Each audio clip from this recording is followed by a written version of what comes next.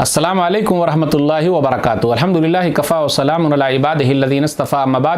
محترم ناظرین کرام، آج آسان درس قرآن کے اندر دوسرے پارے کا دوسرا رکوع ہے، جس کے اندر 5 آیتیں ہیں، آیت نمبر 148 سے آیت نمبر 152 تک۔ اعوذ باللہ من الشیطان الرجیم، بسم اللہ الرحمن الرحیم۔ وَلِكُلٍّ وِجْهَةٌ هُوَ مُوَلِّيهَا فَاسْتَبِقُوا الْخَيْرَاتِ أَيْنَمَا تَكُونُوا يَأْتِ بِكُمُ اللَّهُ جَمِيعًا إِنَّ اللَّهَ عَلَى كُلِّ شَيْءٍ قَدِيرٌ۔ اور ہر ایک فرقے کے لیے ایک سمت مقرر ہے جس کی طرف وہ منہ پھیرتا ہے، لہٰذا تم نیکیوں میں سبقت کرو۔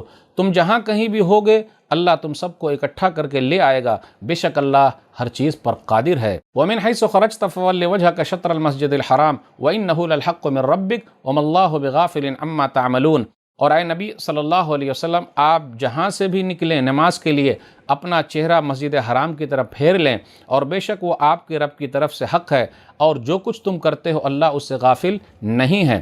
وَمِنْ حَيْثُ خَرَجْتَ فَوَلِّ وَجْهَكَ شَطْرَ الْمَسْجِدِ الْحَرَامِ وَحَيْثُ مَا كُنْتُمْ فَوَلُّوا وُجُوهَكُمْ شَطْرَهُ لِئَلَّا يَكُونَ لِلنَّاسِ عَلَيْكُمْ حُجَّةٌ إِلَّا الَّذِينَ ظَلَمُوا مِنْهُمْ فَلَا تَخْشَوْهُمْ وَاخْشَوْنِي وَلِأُتِمَّ نِعْمَتِي عَلَيْكُمْ وَلَعَلَّكُمْ تَهْتَدُونَ۔ اور آپ جہاں سے بھی نکلیں نماز کے لیے اپنا چہرہ مسجد حرام کی طرف پھیر لیں، اور مسلمانوں تم جہاں بھی ہو نماز کے وقت اپنے چہرے اسی قبلے کی طرف پھیر لو، تاکہ لوگوں کے پاس تمہارے خلاف کوئی حجت باقی نہ رہے۔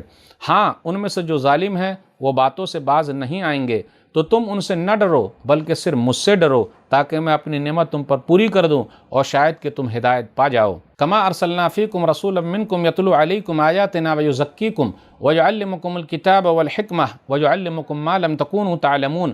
جس طرح میں نے تمہیں یہ نعمت دی ہے کہ تمہارے درمیان خود تمہیں میں سے ایک رسول بھیجا جو تم پر ہماری آیتیں تلاوت کرتا ہے اور تمہیں پاک کرتا ہے اور تمہیں کتاب و حکمت کی تعلیم دیتا ہے اور تمہیں وہ باتیں سکھاتا جو تم نہیں جانتے تھے۔ فاذکرونی اذکرکم واشکروا لی ولا تکفرون۔ لہٰذا تم مجھے یاد رکھو، میں تمہیں یاد رکھوں گا، اور میرا شکر ادا کرو اور میری ناشکری نہ کرو۔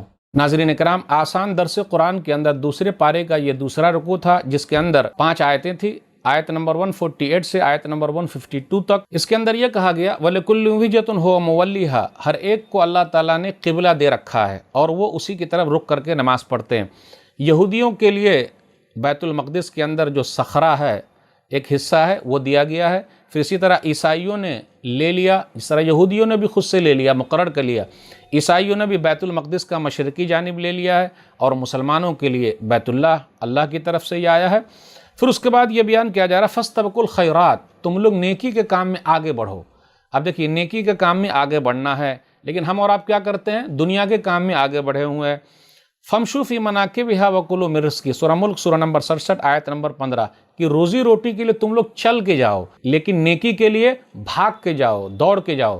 آپ دیکھ لیجئے فجر میں ہم اور آپ کتنے لوگ اٹھتے ہیں، لیکن وہی دیکھیے گا ٹائم ہوتا ہے جانے کا آفس تو کتنی بھیڑ لگی رہتی ہے۔ یعنی جہاں اللہ نے کہا چل کے جاؤ وہاں دوڑ کے جا رہے ہیں، اور جہاں کہا گیا نیکی کے لیے دوڑ کے جاؤ تو ہم اور آپ آگے بڑھ ہی نہ رہے، تو بڑی بدنصیبی ہے۔ اللہ ہم سب کو نیک عمل میں آگے بڑھا دے، آمین۔ اب اس کے بعد یہ ذکر ہو رہا ہے کہ فَوَلِّ وَجْهَكَ شَطْرَ الْمَسْجِدِ الْحَرَامِ، آپ اپنا چہرہ مسجد حرام کی طرف پھیر لے۔ یہ 3 مرتبہ آیا ہے، آیت نمبر 144، آیت نمبر 149، آیت نمبر 150۔ یہ 3 مرتبہ کیوں آیا ہے؟ ایک مرتبہ تو اس کی علت یہ بیان کی گئی، اس کی وجہ یہ ہے کہ نبی صلی اللہ علیہ وسلم کی خواہش تھی کہ بیت اللہ جو ہے وہ خانہ کعبہ ہو جائے اور اسی کی طرف رک کر کے نماز پڑھی جائے، تو اللہ تعالیٰ نے نبی صلی اللہ علیہ وسلم کی خواہش پوری کی اور اس بات کو وہاں ذکر کیا۔ پھر اسی طریقے سے ہر امت نے اپنے اپنے لیے ایک قبلہ چن لیا ہے، تو اللہ تعالیٰ نے اس کا ذکر کیا، تو وہاں بھی مسلمانوں کے لیے جو ذکر کیا تو اس کو ریپیٹ کیا۔ پھر اسی طرح مخالفین کے اعتراض کا جواب دیا گیا ہے۔ پھر آگے بیان کیا جا رہا فَلَا تَخْشَوْهُمْ وَاخْشَوْنِي، لوگو کسی اور سے مت ڈرو، کہا جا رہا ہے مسلمانوں کسی سے مت ڈرو بلکہ مجھ سے ہی ڈرو۔ تو میرے بھائیو، دنیا میں کوئی بھی اگر ہم کو ڈراتا ہے تو ڈرنے کی ضرورت نہیں ہے، صرف اللہ سے ڈرنا ہے۔ مدعی لاکھ برا چاہے تو کیا ہوتا ہے؟ وہی ہوتا ہے جو منظور خدا ہوتا ہے۔ اور جب بھی گھبراہٹ ہو جائے تو یہ دعا پڑھتے رہیے، حسبنا اللہ ونعم الوکیل، سورہ آل عمران سورہ نمبر 3 آیت نمبر 173۔ اللہ ہمارے لیے کافی ہے، وہ بہترین کارساز ہے۔